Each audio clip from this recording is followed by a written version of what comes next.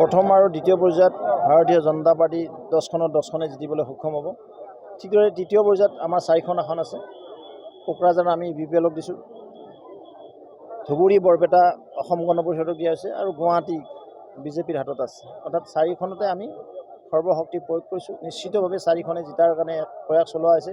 ধুবুৰীত কণ্টেষ্ট হ'ব, 3কোণীয়া কণ্টেষ্ট হ'ব আৰু শেষ হাঁহি হয়তো ভাৰতীয় জনতা পাৰ্টি বা আমাৰ যি মিত্ৰগোষ্ঠীৰ প্ৰাৰ্থী অসম গণ পৰিষদ জাভেদ ইছলাম ডাঙৰীয়া আছে তেখেতে মাৰিবলৈ সক্ষম হ'ব।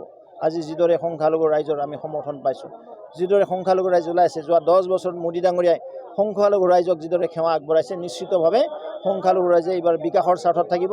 জাৰা ফুকা ৰাজনীতি নচলে, কংগ্ৰেছৰ প্ৰতাৰণাত নচলে, নিশ্চিতভাৱে মোদী ডাঙৰীয়াক তেওঁলোকে ভোট দিব। স্যাৰ আৰু এটা কথা, কালি গৃহমন্ত্ৰী অমিত শ্বাহে এটা কথা কৈছে যে বিজেপিয়ে অসমত 12খন আসন পাব, 2খন আসন যে নাপাব, সেই 2খন কোনখন? চাওক, এতিয়াতো ইলেকশ্যনটো কমপ্লিট হোৱা নাই, তেখেত অহালৈকে 12খন আহি আছে।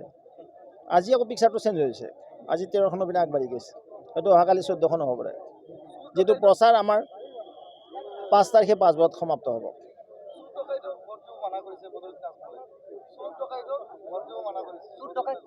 তেওঁ দলতে আছে নে আটাইতকৈ চোৰ ডকাইত বেছি? কাৰণ আজি দেখাব লগা মাৰি দিলে মঞ্চতে একচৰ।